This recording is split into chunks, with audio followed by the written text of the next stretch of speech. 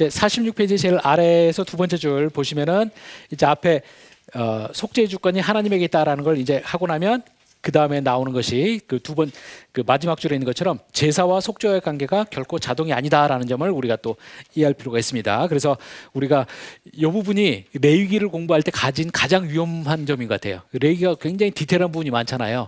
이걸 이제 너무 우리가 디테일한 부분에 빠져서 테크니컬한 측면으로 빠지다 보면 마치 구약에서는 모든 것이 기계론적으로 내가 무슨 죄가 있으면 거기에 대해서 마치 감기 처방전처럼 무슨 제사를 꺼내고 그래야지만 용서가 되고 그게 안 되면은 용서 못 받고 이런 것처럼 오해할 수가 있어요.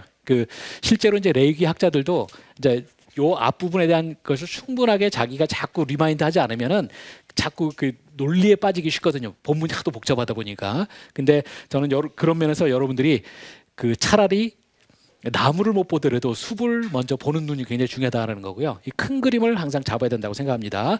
그래서 그 큰 그림에서는 뭐냐, 제사와 속죄 관계가 절대 그렇게 자동이 아니다라는 걸 이해하실 필요가 있고요. 그래서 자동이 아니라는 것은 무엇이냐? 그 다음 페이지 가서 보시면 내가 제사를 드려도 용서를 받지 못하는 경우가 있는 것처럼 그 반대로 제사를 안 드려도 용서받는 경우도 많이 있다라는 것이죠. 그래서 이 점을 이해를 하실 필요가 있습니다. 먼저 우리가 제사를 드려도 용서받지 못하는 경우들을 보자면 대표적인 예 중에 하나가 엘리 제사장의 아들들입니다.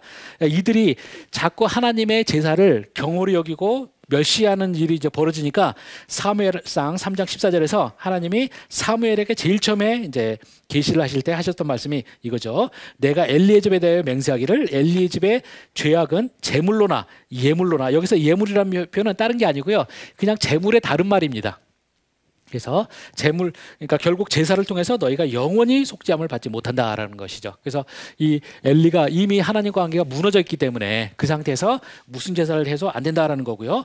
또 이와 반면에 이제 볼 수 있는 것이 제사를 드리지 않았음에도 불구하고 속죄가 되는 경우들이 또 있습니다. 그래서 대표적인 예가 민수기 25장에 비느하스 이야기인데요. 이때 이스라엘 백성들이 전부 다 이제 그 바알볼 사건에서 이제 그 영적 음행을 저지르고 또 육적인 음행까지 저지르니까 다 죽어야 되는 상황이 벌어졌죠. 이제 그 속에서 그 미디안 여인과 그 이스라엘의 이제 어느 한 사람이 같이 이제 모든 사람들이 보고 있는 앞에서 지나갑니다. 지나가면서 이제 자신들의 장막으로 들어가서 이제 성관계를 가지려고 할 때 이 비느하스가 와서 창으로 두 사람을 한꺼번에 꿰서 죽이는 사건이 벌어져요.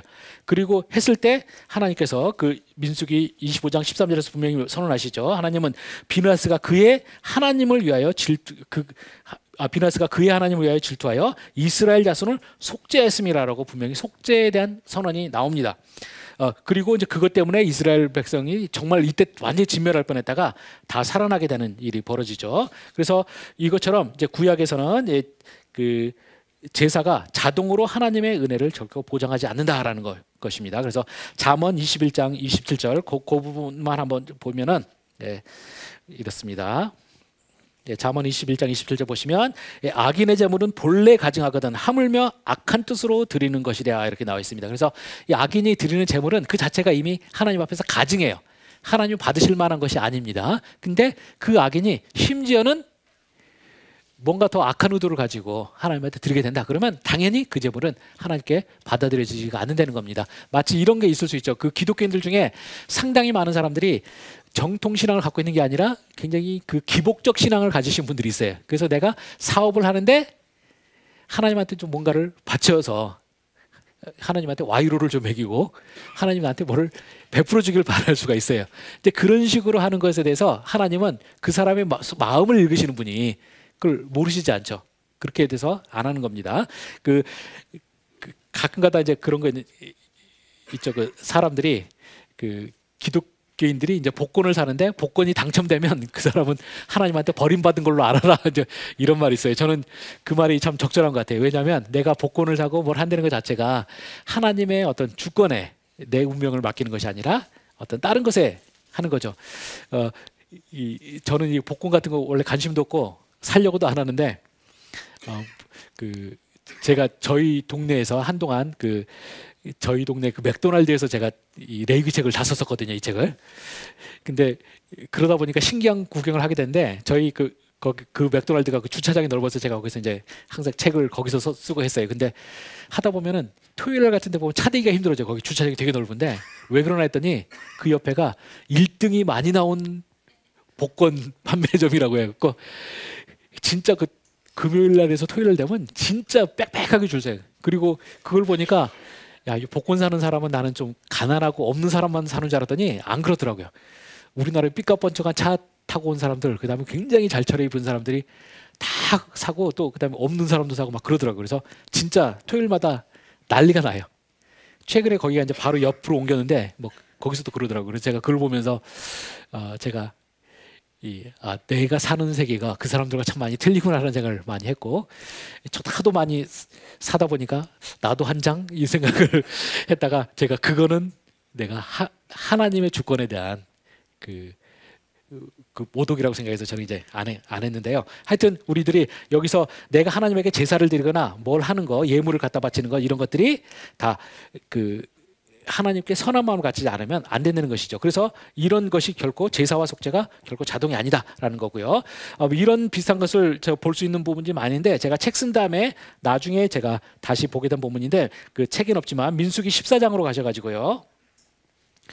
민수기 14장 20절에 가서 보시면 여러분이 다 아시다시피 민수기 13장 14장이 그 정탐꾼 사건이죠. 그 정탐꾼 사건 때문에 이제 하나님께서 이 백성을 이제 다 광야에 들어가지 않게 하고 다 죽이겠다고 이제 하셨어요. 근데 모세가 굉장히 열심히 중보기도를 해야 되니까 민수기 14장 20절에서 하나님께서 그 속죄 선언을 합니다. 그 14장 20절, 여호와께서 이르시되 내가 내 말대로 사하노라라고 이렇게 하나님께서 분명히 선언하셨어요.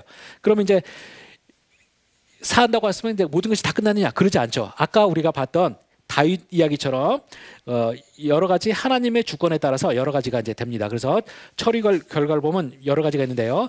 첫 번째로 이 열 정탐, 그 하나님의 그 어떤 가나안 땅 입성에 대해서 부정적인 이야기를 했던 열 정탐꾼은 재앙으로 죽게 됩니다. 민수기 14장 36절부터 37절을 보시면 분명하게 나와 있습니다. 그래서 모세의 보냄을 받고 땅을 정탐하고 돌아와서 그 땅을 악평하여 온 회중이 모세를 원망하게 한 사람 곧 그 땅에 대하여 악평한 자들은 여호와 앞에서 재앙으로 죽었고 되어 있습니다. 그래서 하나님께서 사했다고 선언하지만 분명히 그 열정탐꾼은 죽었어요.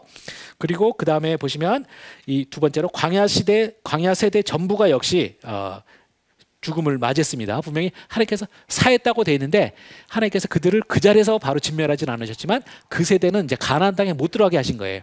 그래서 여기서 죽었다는 거는 이제 가나안 땅에 못 들어가지, 그러니까 죽은 것보다는 이제 가나안 땅에 못 들어간 것이 더 포인트죠. 그래서 갈렙하고 여호수아만 제외하고는 다 죽습니다. 그래서 민수기 14장에 나오고요. 그 다음에 광야 2세대도 나오는데 이 광야 2세대는 14장 33절에 보시면 이렇게 되어 있습니다. 너희의 자녀들은 너희의 반역한 죄를 지고 너희의 시체가 광야에서 소멸되기까지 40년을 광야에서 방황하는 자가 되리라 해서 광야 2세대는 사실은 여기에 이제 직접적 의사결정권이 없기 때문에 이 사람들 자체가 뭐 여기 죄를 주동하진 않았어요.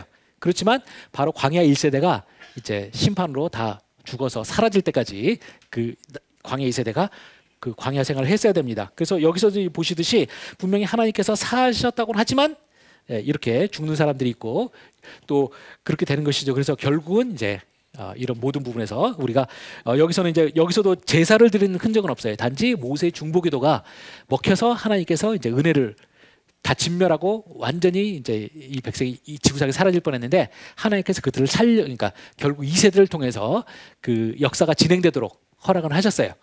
그런데 여기서도 보면 제사를 안 드려도 분명히 이렇게 용서가 되는 경우가 있고요. 용서를 하시는 과정에서도 하나님이 어느 만큼의 처벌을 하시겠다라는 건 또 케이스 바이 케이스로 다 다를 수가 있다는 겁니다. 이런 점을 우리가 분명히 인식을 하실 필요가 있습니다. 그리고 아까 이제 말한 것처럼 여기서처럼 제사를 안 드려도 속죄되는 경우가 분명히 구약성에 많이 나오기 때문에 저는 구약의 사람들이 무조건 항상 죄를 지으면 그 죄의 항목에 따라서 5가지 제사 중에서 뭔가를 반드시 가져가야 된다, 그렇게 생각하실 필요는 없다는 겁니다. 저는 상당히 많은 죄는 이런 식으로 하나님 앞에 진짜 회개하고 거기서 해소됐을 수도 있다고 생각을 합니다. 뭐 그렇지만 그럼 제사는 그럼 도대체 뭐 하는 거냐 할 때 제사는 그냥 일반적으로 우리가 서로가 가장 이해하기 쉬운 그 물리적인 형태로 보기 때문에 이제 그런 거고요. 그렇지만 꼭 그것이 하나님과 관계를 회복하는 유일한 통로는 절대 아니었다. 예, 라는 걸 우리가 아는 것이 굉장히 중요하다고 생각합니다. 그 다음에 3번으로 가서 보시면 속죄의 문제에서 중요한 것은 이 3번이 굉장히 현재 기독교인들은 어떻게 보면 이게 더 중요할 수도 있습니다. 속죄의 문제에 있어서 중요한 것은 단순히 죄의 용서가 아니라 진정한 속죄는 관계의 회복까지 나아간다는 겁니다. 그래서 죄 사함은 무엇이냐 할 때 우리는 내가 받아야 될 벌을 안 받는 것이 속죄라고 생각하는 경우가 많아요. 근데 그건 아닙니다. 그거는 속죄의 일부일 뿐이고요. 진정한 속죄는 관계가 회복되는 거예요.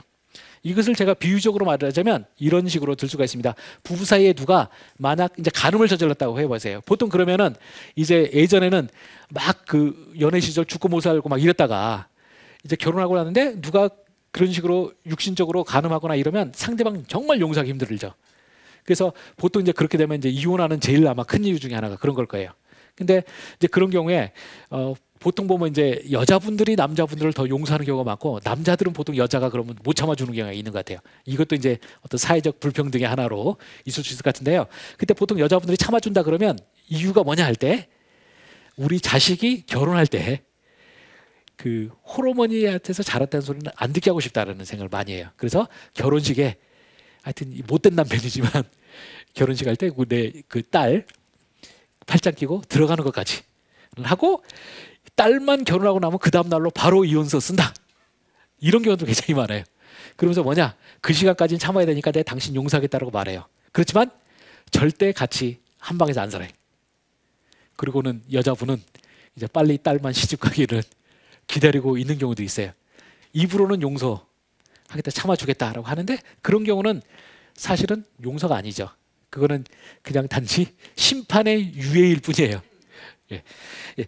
그래서 우리가 성경에서 말하는 것도 뭐냐 할 때 단순히 내가 받아야 될 형벌을 안 받는 거, 그게 죄 용서가 아니라 관계가 회복되는 겁니다. 이거를 이제 잘 보여주는 사건이 뭐냐? 우리가 지난 시간에 됐던 황금송아지 사건이에요. 이 황금송아지 사건이 제일 처음에 그 출애굽기 32장의 10절에서 우리가 지난 시간에 봤던 거 보시면은 예, 그런즉 내가 하는 대로다 내가 그들에게 진멸하여 그들을 진멸하고 너를 큰 나라가 되게 하라 해서 하나님께서 제일 처음에 이스라엘 백성들에게 내리셨던 심판은 싹 없애버리는 겁니다.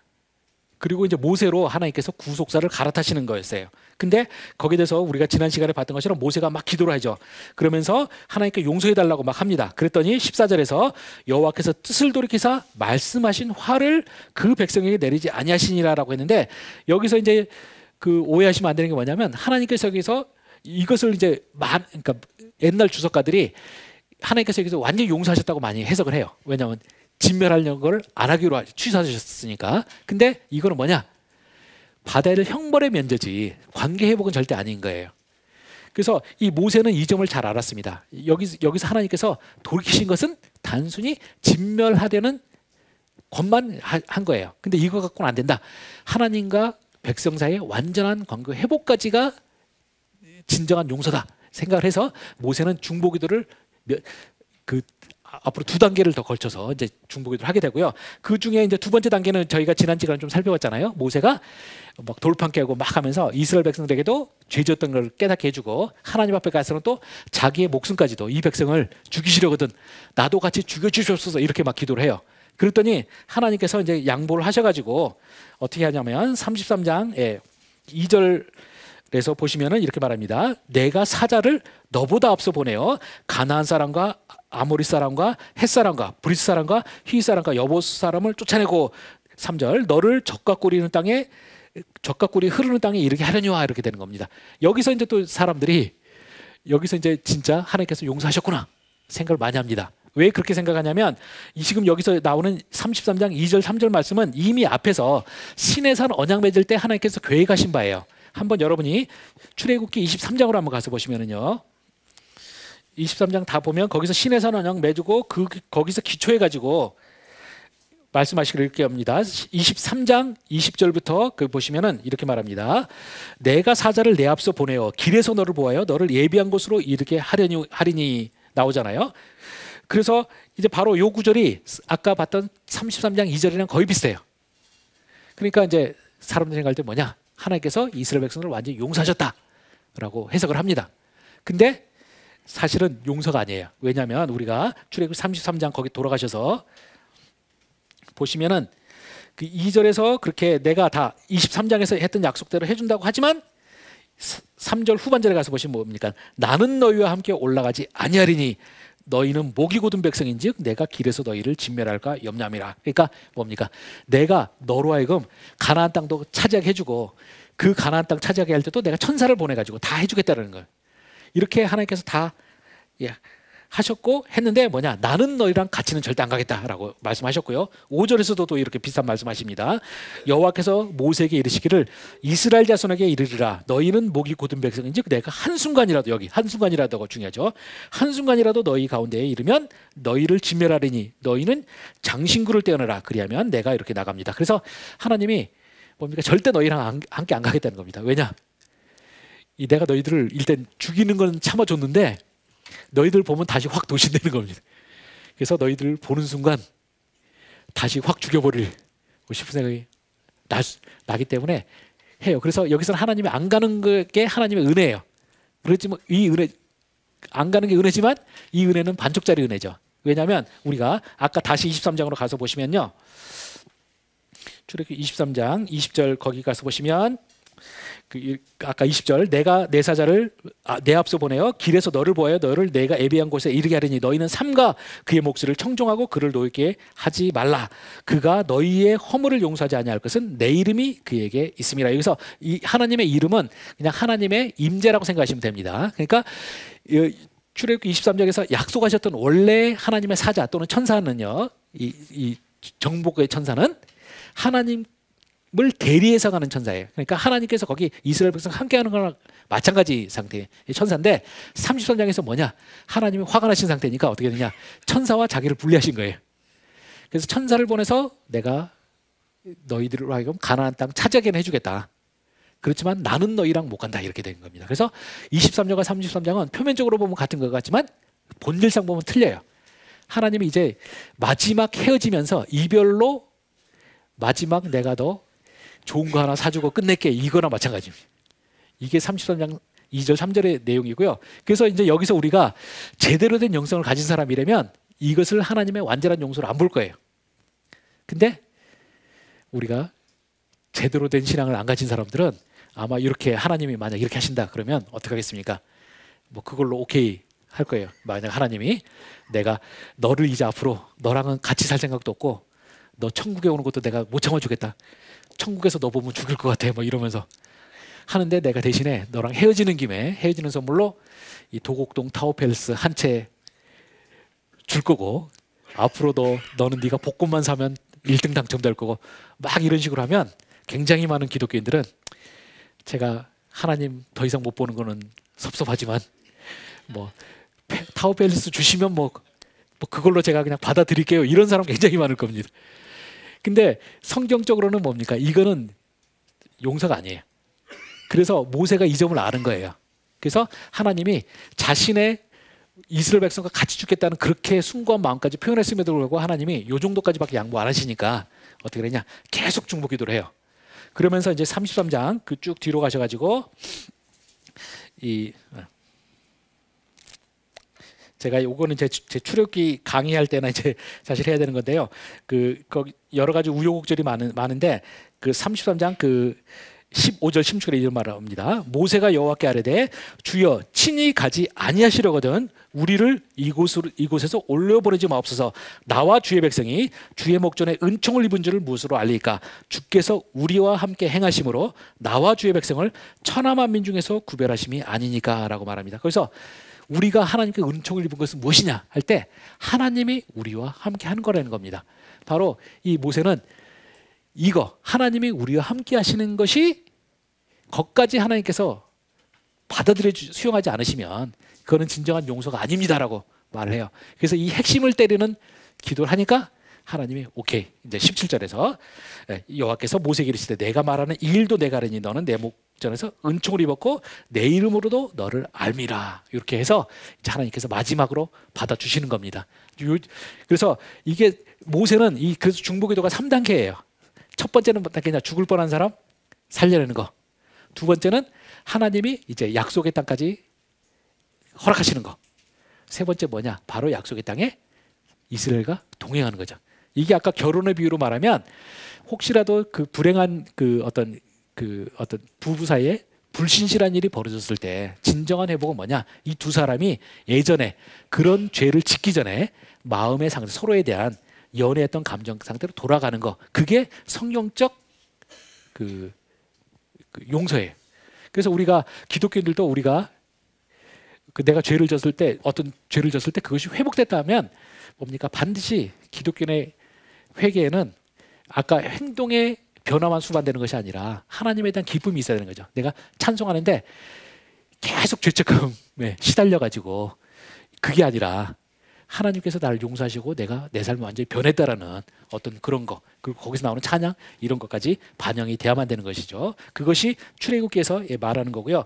그래서 이제 그렇게 했더니 18절에서 보시면은 모세가 이르되 원하건대 주의 영광을 내게 보이소서 이렇게 말해요. 이게 보면 용서 다 받고 났는데 모세가 요구하는 게 많아요.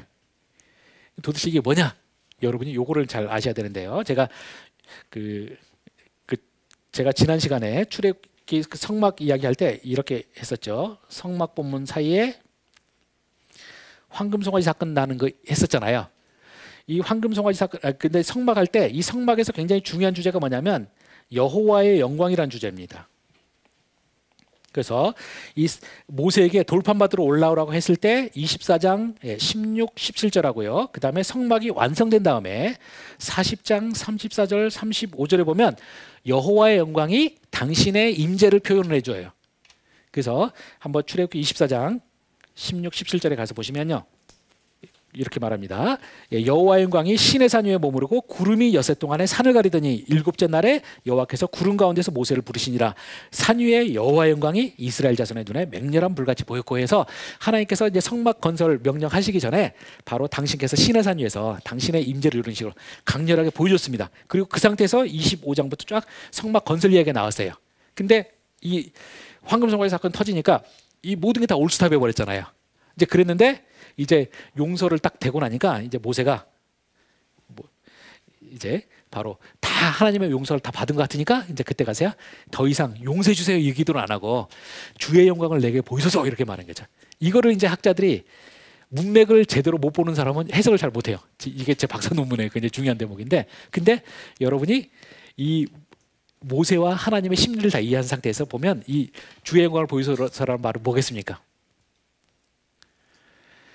바로 처음에 성막이 신방이라고 그러잖아요. 하나님의 신방. 그래서 자 신방 꾸밀 때 상태로 우리가 이제 하나님께서 완전한 용서를 해서 관계 회복돼서 됐으면은 취소했던 신방, 황금 송아지 때문에 완전히 끊어졌던 이제 신방 다시 건설하게 해주시옵소서.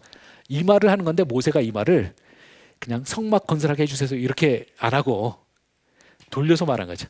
주의 영광을 내게 보이소서라고 이제 말하는 거고요. 이 말을 해석을 하자면 이제 성막 짓게 해주소서 이렇게 하는 거고 하나님이 오케이 이렇게 돼서 성막이 지어지는 겁니다. 그래서 35장부터 쫙 성막을 짓고 나서 이제 성막이 다 완성되고 나니까 이제 하나님께서 그 신방에 임재하는 내용이 40장 34절부터 35절 나오는 건데요. 그 한번 보시면 40장 34절부터 35절 보시면 구름이 회막에 덮이고 여호와의 영광이 성막에 충만하며 모세가 회막에 들어갈 수 없었으니 이는 구름이 회막에 덮이고 여호와의 영광이 성막에 충만함이었으며 이렇게 되어 있습니다. 그래서 이 결국 성막이 완성되고 하나님께서 당신의 임재의 상징이었던 그 여호와의 영광을 이제 시내산에서 성막으로 이동한 겁니다. 이렇게 돼서 이제 마무리가 되는 겁니다. 그래서 이걸 통해서 회복이 되는 거예요. 그래서 이제 그 관계가 이제 회복된 것을 여호와의 영광으로 표시해 주고요. 이제 그러고 나니까 출애굽기 끝이 굉장히 아름답게 끝납니다. 36절부터 한번 교독 우리 하던 방식대로 저 하나 여러분 하나 같이 이렇게 하겠습니다. 출애굽기 40장 36절부터 38절까지 그럼 저 먼저 읽겠습니다. 구름이 성막 위에 떠오를 때는 이스라엘 자손이 모든 행진하는 길에 앞으로 나아갔고 낮에는 여호와의 구름이 성막 위에 있고 밤에는 불이 구름 가운데 있음을 이스라엘의 온 족속이 그 모든 행진하는 길에서 그들의 눈으로 보았더라 해가지고 이게 출애굽기 마지막이 굉장히 아름답게 끝나요. 둘이 부부가 회복된 부부가 마치 그 광야 시간 내내 이런 식으로 이스라엘 백성들은 그 구름이나 그 불은 구름 기둥 불 기둥은 이제 하나님의 임재의 상징이죠. 그것이 떠오르면 이제 하나님께서 가라는 사인이구나. 그 이스라엘 백성이 이동하고요. 구름이 멈추면 거기서 이제 머물러서 이제 다시 구름이 떠오르기 전까지 있는 거예요. 그래서 굉장히 아름다운 신혼부부의 생활을 모습을 쫙 하면서 출애굽기가 끝이 나요. 그래서 사실은 이거는 스냅샷 사진 같은 건데 왜 뒤에 보면 광야 생활이 이렇게 아름답지만은 않았습니다. 중간에 박계즈는 그 신혼 그 뭐죠 했던 장만했던 뭐 냄비 깨지고 못 깨지고 하는 일 벌어지지만 일단 출애굽기는 끝은 이렇게 마무리를 아름답게 지어요. 이렇게 되는 거고요. 제가 이거 나온 김에 하자면 여러분이 여호와의 영광이 해서 시작할 때 나오고 끝날 때 이렇게 이제 나와요. 그리고 됐는데 그러면 여기서 이제 여러분이 딱 이 여호와의 영광 하면 이제 떠오르는 주제가 연결되는 주제가 하나 있죠. 그 뭐냐? 이 황금 송아지 사건 끝날 때 34장 마지막에 34장 29절부터 35절에 보면 모세가 빛난 얼굴로 산 위에서 내려오는 거 나와요. 한번 보시면 출애굽기 34장 29절부터 보면은 이렇게 됐습니다. 29절부터 보면 모세가 증거의 두 판을 모세의 손에 들고 시내산에서 내려오니 그 산에서 내려올 때 모세는 자기가 여호와의 말씀을 말미암아 얼굴 피부에 광채가 나나 깨닫지 못했더라. 그리고 30절 아론과 온 이스라엘 자손이 모세를 볼 때 모세의 얼굴 피부에 광채가 남을 보고 그에게 가까이 하기를 두려워하더니 나와요. 여기서 왜 모세 얼굴에 광채가 빛났습니까? 이 본문에서 말하는 것은 여호와와 말씀을 했던 거로 빛났다고 돼 있어요. 여기서 여러분이 오해하시면 안 되는 게 뭐냐면 모세가 19장부터 지금까지 계속 번질나고 오르락내리락 했잖아요. 한 번도 얼굴이 빛나지 않다가 이게 지금 34장 여기가 이제 마지막이에요. 시내산 모세가 마지막으로 올라갔다 내려올 때 빛나요. 이게 도대체 뭐겠습니까? 이것도 제 박사 논문의 일부인데 요거는 뭐냐면 바로 그 계시의 장소와 관련해서 중요한 일이 벌어지는데 지금 요 마지막 내려오기 전까지는 이제 시내산 위에서 여호와의 영광이 이렇게 빛난 상태로 있고요. 이제 근데 그것이 시내산이 이렇게 완성되고 나서는 어떻게 됩니까? 여호와의 영광이 이쪽으로 이동을 하는 거예요.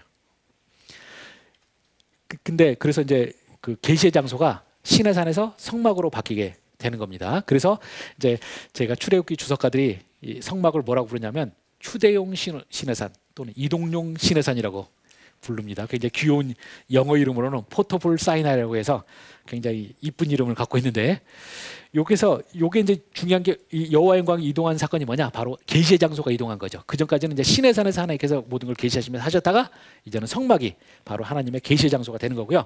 자, 모세가 마지막 내려올 때 이제 얼굴에 광채가 빛난 것은 뭐냐? 바로 이 자신의 얼굴에 하나님의 영광을 마치 나르는 것과 같은 상징적인 행위를 하는 거죠. 그래서 딴 때는 빛 안 나다가 마지막 내려올 때 빛나는 이유가 바로 이제 이거예요. 그래서 모세가 쭉 여기서 내려와 갖고 결국 이제 성막으로 이동하는 일을 이제 벌어지는 겁니다. 그래서 이런 스토리가 이렇게 되고요. 그러니까 이 모세 얼굴에 빛난 것이 여호와의 영광을 이제 반영하는 거기 때문에 이 모세가 사람들은 모세 얼굴에 빛나는 광채를 볼 때 두려워해요. 마치 하나님의 임재를 보는 것처럼.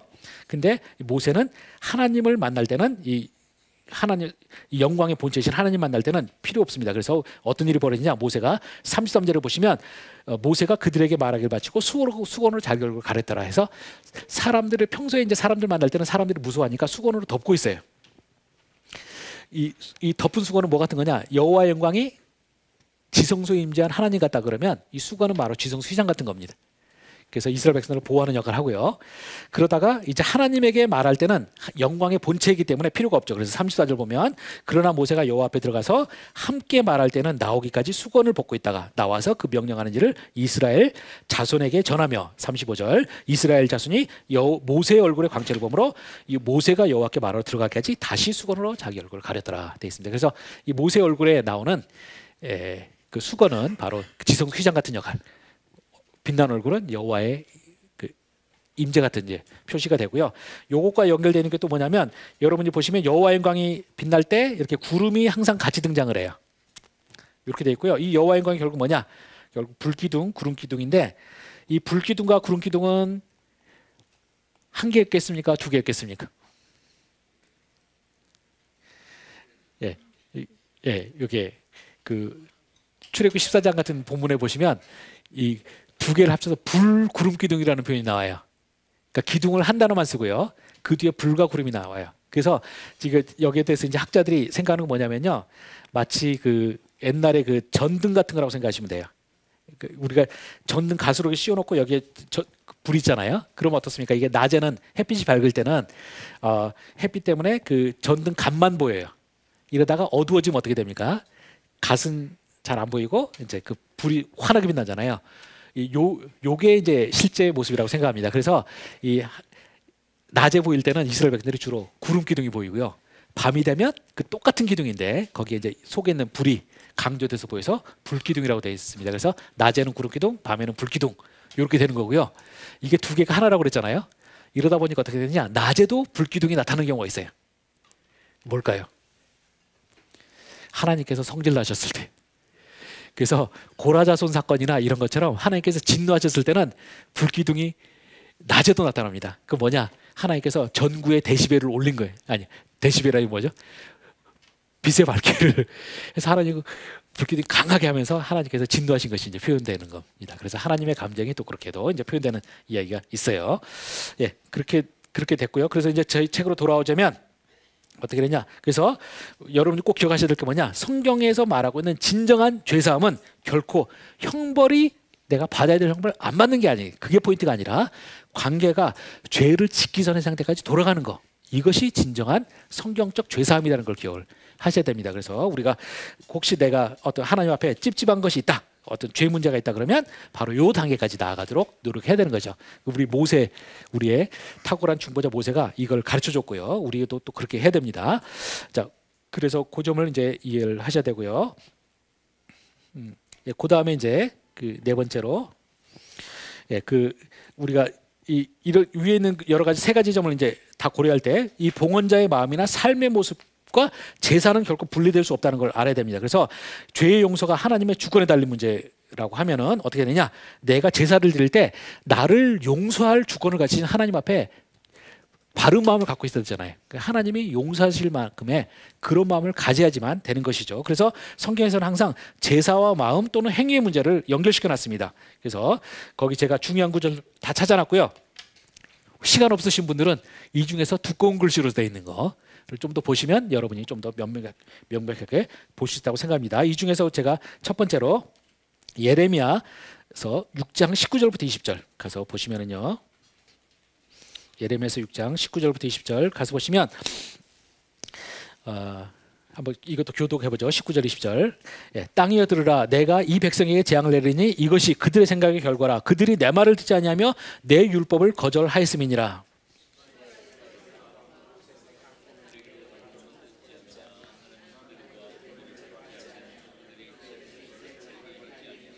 예, 거기서 19절에서 이스라엘 백성들이 하나님의 율법은 순종하기를 거부하면서 엄청나게 비싼 이 재물들은 가져와서 바친다 그러면 하나님이 그걸 안 받으신다는 겁니다. 바로 여기서 우리가 그래서 그 성경적인 이야기를 하자면 뭐냐?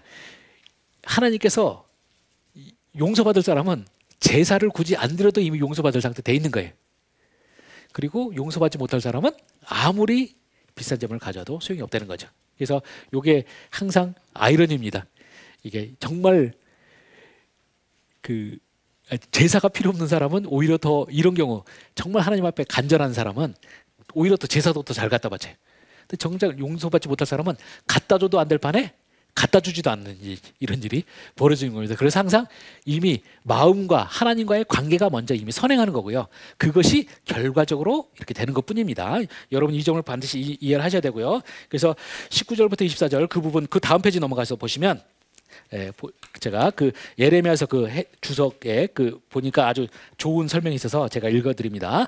하나님은 제사 제도를 거부하고 계시는 것이 아니다. 제물들은 그 자체로 아무리 그 자체로 귀하고 좋은 것이라 하더라도 그것들이 사악하고 불순종하는 사람에 의해서 드려진다면 의미가 없다. 제물들의 순종을 대체할 수는 없다. 만약 하나님과의 관계가 잘못되어 있다면 모든 제의와 피상적으로 의로운 행위들은 소용이 없다. 제사들과 제물들은 하나님의 호의를 구매하는 수단이 아니라 삶의 전 영역에서 하나님께 순종하는 태도를 드러내는 것이다 라는 겁니다. 그래서 이 내가 용서받을 사람은 이미 하나님과 관계가 이미 선행적으로 이미 회복되는 거죠. 이런 점이고요. 그래서 만약 이러지 않은 상태에서 어떤 일이 벌어지냐 할 때 우리가 아모스나 이런 본문들을 보시면 하나님께서 말씀하시기를 내가 너희들의 재물에 지쳤다는 말씀하세요. 신물 난다고 하고. 그러면서 너희들이 헛되이 내 성전 마당을 짓는 것을 내가 참아보기 힘들다는 말씀을 아모스에서 계속 말씀하시거든요. 그래서 우리가 여러분이 호세아서나 아모스에서 보면 하나님께서 굉장히 강력한 심판의 메시지를 전하는데 착각하시면 안 되는 게 이 당시 이스라엘 종교가 사그러졌다고 생각하시면 안 돼요. 어떤 면에서는 굉장히 잘 됐어요. 근데 뭐냐? 그 잘 되는 종교가 하나님이 보시기에 적합하지 않은 종교였던 거죠. 그래서 되는 거고, 이건 이제 현재도 마찬가지죠. 우리가 하나님의 구원은 대형 교회나 잘 나가는 교회에 있는 게 절대 아닙니다. 굉장히 잘 나가는데 그 잘 나가는 교회가 하나님이 보시기에는 이 지옥의 구렁텅이일 수도 있어요. 이걸 잘 인식하셔야 됩니다. 저는 옛날에 제가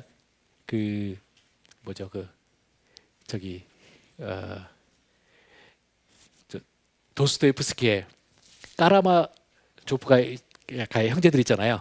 거기서 보시면 중간 정도에 보시면 제가 이제 봤던 소설책에서는 대주제라는 부분의 섹션이 나와요. 그 집 둘째 아들이 이제 이야기하는 그 당시 러시아의 교회를 비판하면서 하는데 예수님께서 이제 종말에 이제 재림하셔서 오십니다. 왔더니 러시아의 정교회의 핵심 인물들이 예수님 어떻게 하겠어요? 예수님을 지하 감옥에 가둬놓고 고문해요. 그러면서 뭐라고 하냐면 당신이 그 몇천 년 전에 십자가에 달려서 죽은 것으로 그 결과로 우리가 그 열매를 잘 누리고 있다. 우리 교회가 잘 되고 있고 당신이 안 와도 우리는 너무너무 행복하게 잘 지내는데 당신이 와가지고 우리 판을 흔들어 놓지 말라는 거예요. 그래서 그냥 제가 정확히 기억은 안 나지만 당신이 혼자 조용히 다시 하늘로 올라가서 우리 일에 신경 끄면 우리가 당신을 살려주겠지만 당신이 우리의 이 사업을 방해하면 당신을 죽일 수밖에 없다 이러면서 예수님을 고문하는 이야기가 나와요. 저는 현대교회에 굉장히 특히 잘 나가는 교회일수록 물질적으로 넘쳐나는 교회일수록 이런 위험이 있을 수 있다는 겁니다. 우리가 그래서 중요한 건 뭐냐? 하나님과 우리의 관계는 본질이 중요한 것이지 결코 외부적인 화려함이나 어떤 물질이나 이런 건 절대 아니라는 것이죠. 그리고 이제 그 다음 페이지 넘어가셔서 5번째로 이제 보시면은 자 그러면 이제 우리가 쭉 지금까지 이야기를 다 해온 것을 듣다 보면은 이제 어떻게 되냐? 그러면 구약의 신약의 회개나 구약의 제사가 꼭 그게 용서의 원인도 아니니까 별로 필요가 없네 이렇게 생각할 수가 있어요. 여기에 대해서 교정이 또 필요합니다. 우리가 죄의 고백이 하나님의 용서의 원인은 아니라 할지라도 여전히 속죄를 받는 데 있어서 아주 중요한 요소라는 것은 분명합니다. 우리가 아까 봤던 그 웨스트민스터 신앙 고백 제15장 그 생명에 이르는 회개장에 대해서 이제 3절을 보시면 이어지는 부분 아까 회개는 용서의 원인이 아니다라고 했던 그 이어지는 부분에서 이렇게 나옵니다. 그러나 이 회개는 모든 죄인들에게 있어서 꼭 있어야 된다. 아무도 이 회개 없이는 죄의 용서를 기대할 수가 없다라는 겁니다. 그래서 우리들이 우리가 내가 용서받지도 물론 때때로 하나님께서 주권적으로 전혀 하나님을 알지도 못했던 때에 그 사람을 구원하시기 위해서 먼저 손을 내미시는 경우가 있긴 있어요. 그렇지만 일반적으로는 뭡니까? 죄인이 용서받으려면 먼저 본인이 용서받겠다는 마음의 상태 그리고 진실로 하나님한테 나오고 통회자복하는 건 필요한 거죠. 그래서 우리가 꼭 회개가 불필요한 것이 아니라 하나님과의 관계 회복을 바라는 제사는 중요하고 신약에서도 역시 진실한 회개는 중요합니다. 그래서 우리가 죄인이 자신의 죄를 용서받고 싶은 열망의 표현인 회개와 죄의 고백은 하나님의 용서의 원인은 결코 아니지만 용서와 속죄 과정을 촉발시키는 방아쇠의 역할을 한다라고 할 수 있다라는 것이죠. 우리가 이 점을 분명히 이해하셔야 되고요. 이런 5가지를 잘 기억하셔야 되고 다시 한번 제가 이제 처음으로 돌아가서 조심하셔야 되는 게 뭐냐? 제사와 속죄 관계는 결코 기계적인 것이 아니고 하나님의 주권에 달린 문제라는 걸 꼭 기억하셔야 되고요. 이 점을 절대 놓쳐서는 안 됩니다. 이것이 바로 레위기가 가르치는 진짜 수비예요. 이거를 놓쳐서는 안 되고요.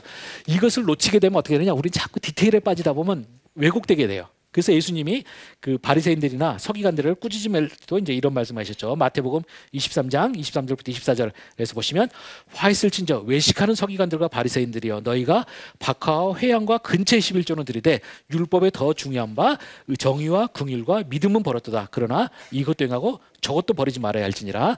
맹인된 인도자여 하루 사이에는 걸러대고 낙타는 삼키는도다라는 요 말씀이 굉장히 중요한 겁니다. 그래서 여러분이 레위기가 우리들에게 가르치는 복음은 무엇이냐? 우리가 하나님 앞에서 진정으로 내가 하나님과 좋은 관계를 가지려고 하고 그분 앞에서 진실한 죄를 졌을 때는 진실한 회개를 하는 것, 이것이 중요한 것이죠. 그리고 그것에 맞춰서 하나님께서 나한테 주시는 감동에 따라서 내가 어떻게 하나님을 더 사모할 것인가, 이 마음으로 하시면 되는 거예요. 그것이 꼭 구약식으로 말하면 내가 번제에 대해서 디테일한 어떤 부분을 꼭 해야지만 용서된다, 이것이 결코 아니라는 걸 여러분이 기억을 하시면 좋겠습니다. 여기까지가 이제 됐고요. 제가 이제 그 다음에가 6번도 여러분이 이제 이거는 6번 오늘 들어갈 시간은 없는데 요거 제사법 해석 시의 중요한 유의점들, 이것도 이제 시간이 가지만 제가 좀 이거는 하고 갈 필요가 있습니다. 왜냐하면 요걸 안 하고 갔더니 뒤에 가면 논리적으로 안 풀려. 그래서 자꾸 이걸 돌아와야 되더라고요. 그래서 제가 요거를 다음 주에 처음에 좀 하고 이제 다루겠고요. 이거는 뭐냐면 여러분이 그 레위기라는 1000피스짜리 굉장히 어려운 퍼즐을 푸는 데 있어서 퍼즐 푸는 원칙이에요. 저는 제가 제 아내가 10살 저보다 어린데요. 제가 제 과외 학생이었다가 결혼했어요. 안 믿는 집안이었는데 그 하여튼 저희 어머님은 꿈이, 제가 딱 이제 원래 경영학 하다가 신학을 하게 될 때 저희 어머님의 꿈은 우리 며느리는 이제 아주 훌륭한 3대째 믿는 기독교 집안의 집에서 훈련받은 딸이었는데 제 아내는 생뚱맞게도 전혀 안 믿는 집안에 해갖고 제 딸이 나왔어요. 그래서 엄청 반대를 해갖고 제 인생의 고통에 가끔 지금도 이야기하는데 내 고통의 80%는 우리 아내와의 사랑 때문에 왔다고 제가 사는데요. 근데 우리 아내가 이제 저한테 빠졌던 이유 중에 하나가 뭐냐면 저는 이제 중학교 때 우리 아내가 공부를 잘 못했었는데 제가 아주 엑셀런트하게 바꿔놨어요. 그래서 중학교 딱 1학년 때부터 해서 중3 때는 뭐 전교 탑급으로 제가 해놓고 저는 유학 갔는데 제 아내가 이제 그 고등학교 들어가면서 집안도 막 어려워지고 하면서 굉장히 좀 힘든 과정이 많았어요. 그때 제 아내가 자꾸 편지 보내면서 나중에 대학교만 들어가면 교회 나오겠다고 하더니 제가 석사 마치고 딱 한국에 와 있더니 제 아내가 제 머릿속에 있는 거는 이제 중학교 1학년인데 처녀가 돼갖고 딱 나타나더라고요. 그러면서 이제 교회 나왔고, 나온 날 저한테 첫날부터 이제 결혼해 주세요 저한테 그래갖고 황당했던 기억이 나요. 근데 제 아내가 왜 저한테 이제 반했었느냐 하면은 제가 뭐 하는데 이제 공부하는 법을 제가 이제 편지로 설명하면서 퍼즐 조각 맞추기 설명을 했어요. 그래서 퍼즐 조각 하면 어떻게 맞추겠느냐? 여러분 어떻게 하십니까? 제일 먼저 뭐부터 찾으세요?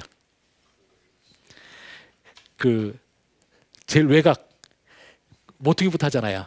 왜냐면 모퉁이는 직선이 2개잖아요. 그거 찾으면 최소한 마지막 할 수 있어요. 그 다음에가 하는 게 뭡니까? 한쪽이 평평한 거 찾잖아요. 쭉 찾으면 이제 외곽을 맞춰주고 거기서부터 하면 이제 쉬워지잖아요. 제가 이거를 쫙 설명하면서 수학 푸는 것도 이런 것이다. 그러면서 이제 뭐 미적분 풀고 이런 거에 대해서 쫙 해갖고 이제 우리 아내가 아주 이제 그런 것 때문에 사고하는 법을 저한테 배웠다고 이제 막 해요. 근데 제가 레위기도 굉장히 어려운 퍼즐 문제 같아요, 사실. 근데 이 레위기를 퍼즐을 쉽게 푸는 방법이 바로 여기 있습니다. 여러분, 그래서 제가 4가지 포인트 써놨는데요. 요거를 잘 이해하시면 도움이 되고, 실제로 저도 이제 나중에 책 쓰면서 중간중간에 이 부분은 나는 왜 이렇게 생각하는가 하면은 제가 이 4가지 원칙을 가지고 이제 했습니다. 그래서 여러분이 잘 이해하시면 도움이 되겠고요. 뭐 새로운 단원을 시작하기는 힘드니까 제가 오늘은 여기서 마치도록 하겠습니다. 수고하셨습니다.